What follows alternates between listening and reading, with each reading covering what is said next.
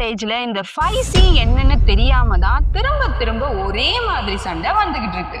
சண்டை வரதால மட்டும் உங்க ரிலேஷன்ஷிப்ல கேப் கிரியேட் ஆகுறது இல்லைங்க. அந்த சண்டைய நீங்க ஹேண்டில் பண்ற விதத்தால தான் இந்த கேப் கிரியேட் ஆகுது. இந்த 5C யூஸ் பண்ணீங்கன்னா எந்த ஒரு சண்டையும் ஈஸியா காம் ஆயிடும். உங்களுக்குள்ள டிஸ்டன்ஸும் கிரியேட் ஆகாது. Number 1 curiosity. கோவத்துக்கு பதிலா நான் பண்ண எது இவ்ளோ ஒன்னு ஹர்ட் பண்ணுச்சுன்னு கொஷினை கேட்க ஸ்டார்ட் பண்ணுங்க. Number 2 clarity. அவருடைய வேர்ட்ஸ்ல இருக்கிற கோவத்தை பார்க்காம ஃபீலிங்ஸை பார்க்க ஸ்டார்ட் பண்ணுங்க. Number 3 calmness. சண்டை எப்போ உங்களுடைய வாய்ஸ் அண்ட் டோன் சாஃப்டா இருக்கிறதால சண்டை பெருசாகாம இருக்கும். Number 4 connection. அவர் சொன்ன அதே லைன்ஸை நீங்க திரும்ப சொல்லி அதுதாங்க என்ன ரொம்ப ஹர்ட் பண்ணுச்சு அப்படின்னு உங்க ஃபீலிங்ஸை ஷேர் பண்றது.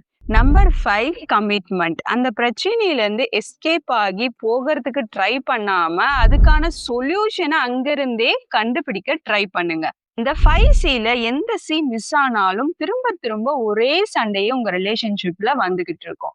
உங்க ரிலேஷன்ஷிப்ல சேஃபா ஃபீல் பண்ணணும்னு நினைச்சீங்கன்னா இப்பவே என் அக்கௌண்ட்டை ஃபாலோ பண்ணிக்கோங்க.